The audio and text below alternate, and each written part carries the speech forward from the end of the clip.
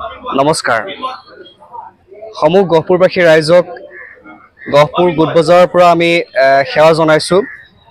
আজি 13 ছেপ্টেম্বৰ আৰু প্ৰত্যেক বছৰৰ দৰে এইবাৰো গহপুৰৰ যিসকল যুৱ ব্যৱসায়ী আছে, যুৱ ব্যৱসায়ীসকলৰ প্ৰচেষ্টাত বহুদিনীয়া এটা কষ্টৰ ফল আজি এভাগি ভাওনা মঞ্চস্থ কৰা হ'ব। টাউনৰ মাজমজিয়াত যি গোটৰ বজাৰ প্ৰাংগণ আছে, ইতিমধ্যেই সকলো মঞ্চ সজ্জা প্ৰস্তুত হৈ উঠিছে। আমি কিছু আপোনালোকক পৰিৱেশ দেখুৱাম আৰু পুৱাৰ ভাগৰ পৰা বৃক্ষৰোপণৰ কাৰ্যসূচী, পতাকা উত্তোলন, তাৰপিছতে আমাৰ ভকতসকল আহিছে, নাম প্ৰসংগ হৈছে বা কীৰ্তন পাঠ কৰা হৈছে আৰু অহা আৰু ৰাতিলৈ কৈকশী নন্দনৰ লংকালাপ এই ভাওনাভাগি সুন্দৰভাৱে ইয়াত পৰিৱেশন কৰা হ'ব। অসমৰ এগৰাকী পৰিচিত ব্যক্তি প্ৰজ্ঞান প্ৰতিম বৰাই কণ্ঠদান কৰিব, দোহাৰত ভাওনাত গীত পৰিৱেশন কৰিব। সুদৰ্শন শিল্পী সমাজৰ পৰিচালনাত এই ভাওনাভাগি ইতিমধ্যে প্ৰস্তুতি প্ৰায় তুংগত উঠিছে। RKJ লাইভৰ জৰিয়তে সমূহ আমি দৰ্শকলৈ আমি নিমন্ত্ৰণ জনাইছোঁ। গহপুৰৰ বিভিন্ন প্ৰান্তৰ, টাউনৰ বিভিন্ন প্ৰান্তৰ, তাৰ লগতে গহপুৰৰ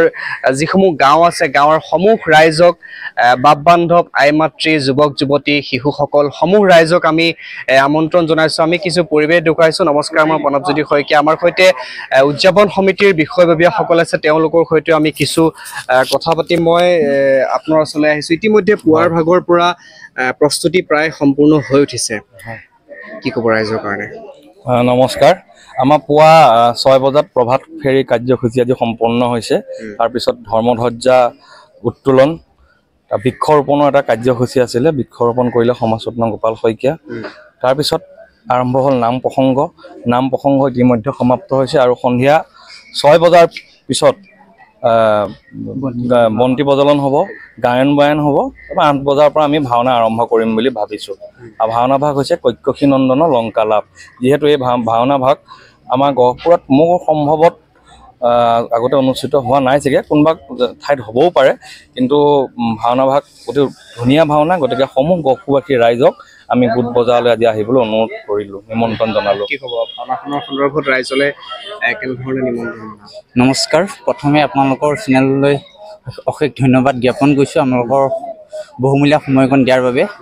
আজি আমি ইয়াতে গোট বজাৰৰ সমূহ ব্যৱসায় একত্ৰিত হৈ জন্মাষ্টমী উপলক্ষে আমি ভাওনা প্ৰদৰ্শন কৰোঁ। ইয়াতে আমাৰ এইবাৰ 4ৰ্থ বৰ্ষ। আমি ইয়াতে ৰাতিলৈ এভাগ কৈকশী নন্দনৰ লংকালাপ ভাওনা ভাগ আমি আগবঢ়াইছোঁ। আপোনালোক সবে চাই ভাল পাব, বৰ সুন্দৰ কাহিনী। হয়তো আমাৰ এইটো ইয়াত এভাগ নাট প্ৰদৰ্শন হোৱা নাই, এইবাৰ ইয়াতে আমি প্ৰথম কৰিছোঁ। আপোনাক সবে আহিব, চাই ভাল পাব। কৈকশী নন্দনৰ লংকালাপ। কৈকশী হ'ল ৰাৱণৰ মাক হয়, আৰু মাক আৰু নন্দন হ'ল ৰাৱণ আৰু মাকে কেনেকৈ মাহীমাকৰ পৰা, কুবেৰৰ পৰা কেনেকৈ লংকা লাভ কৰিছিল, সেই দৃশ্যখিনি আপুনি আপোনালোকে ইয়াত দৰ্শন কৰিবলৈ পাব। আৰু ভগৱান কৃষ্ণই কিয় মানে ৰামৰ অৱতাৰ ল'ব লগা হ'ল, ৰামৰ অৱতাৰ হৈ ৰাৱণক কেনেকৈ বধ কৰিব লগা হ'ল, কিয় কৰিব লগা হ'ল, সেইখিনি আপোনালোকে ইয়াতে দেখা পাব। বৰ সুন্দৰ নাট এইভাগ। আপোনালোক সবে আহিব, আপোনালোক সকলোকে আমি কাটৰ হাতযোৰ কৰি আমন্ত্ৰণ জনাইছোঁ। আপোনালোক আহিব, চাই ভাল পাব। নিশ্চিতভাৱে ইতিমধ্যে কৈছে যে কৈকশী নন্দনৰ লংকালাপ গহপুৰত হয়তো পোন প্ৰথমবাৰৰ বাবে এইভাগ ভাওনা মঞ্চস্থ কৰা হ'ব। গতিকে এখন নতুন ভাওনা বুলি আমি কৈছোঁ। সমূহ গহপুৰবাসী ৰাইজক আমি আমন্ত্ৰণ জনাইছোঁ। ইতিমধ্যে সুন্দৰভাৱে মঞ্চ সজ্জা প্ৰস্তুত হৈ উঠিছে আৰু দিনৰ কাৰ্যসূচী সম্পূৰ্ণ হৈছে। আমি কিছু ইয়াৰ পৰিৱেশ দেখুৱাইছোঁ। এতিয়াও চলি আছে মঞ্চ সজ্জাৰ কাম আৰু আমি গহপুৰবাসী ৰাইজক আমন্ত্ৰণ জনাইছোঁ। মই বিষ্ণুৰ চৰিত্ৰত অভিনয় কৰিম আৰু কাকুদা আছে, কাকুদাই ৰাৱণৰ চৰিত্ৰত অভিনয় কৰিব। গতিকে ৰাইজক শেষত কি ক'ব? শেষত এটাই কথা ক'ম, ৰাৱণৰ ভাও মই আগে পিছে গোৱা নাই, এইবাৰ প্ৰথম লৈছোঁ। আৰু এই নাটক ভাগত আপোনাৰ ৰাৱণৰ চৰিত্ৰটো সম্পূৰ্ণ সুকীয়া। ৰাৱণ ধাৰ্মিক আছিলে, ৰাৱণ এজন ভাল ধাৰ্মিক, তেওঁ ঋষিৰ পুত্ৰ আছিলে। আৰু ঋষিৰ পুত্ৰ হিচাপে তেওঁ নাটকখনত আধাতকৈ বেছি ঋষিৰ পুত্ৰ হিচাপেই থাকে, কিন্তু ক্ৰমান্বয়ে মাতৃ তেওঁ ৰাক্ষস বংশৰ আছিলে। মাতৃৰ চালনাত পৰি ৰাৱণে অসুৰ হ'বলৈ ধৰে আৰু ৰাৱণে পিছত লংকা দখল কৰিবলৈ তেওঁৱেই মানে সৰ্বা হয়, তেওঁ কাকো গুৰু গোসাঁই নমনা হয়। সেই চৰিত্ৰটো ইয়াত দেখাইছে। কিন্তু প্ৰথম অৱস্থাত আমি গেৰুৱা বসন ধৰিয়ে মই আজি ৰাৱণৰ চৰিত্ৰ কৰিব লাগিব। আধাতকৈ বেছি গেৰুৱা বসনে পিন্ধিম, পিছতহে মই ৰাজকীয় সাজত মানে প্ৰৱেশ কৰিম।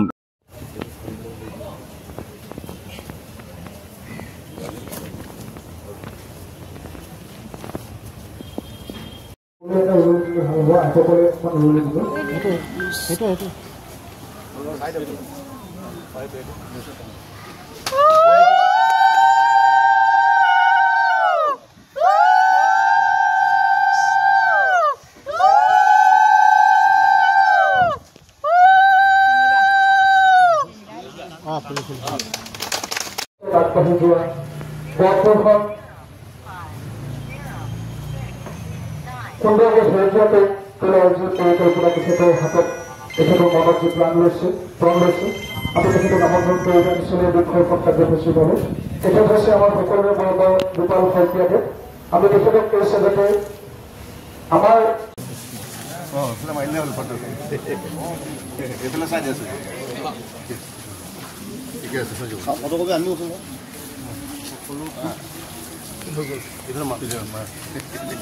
মই এখন মাৰি দিম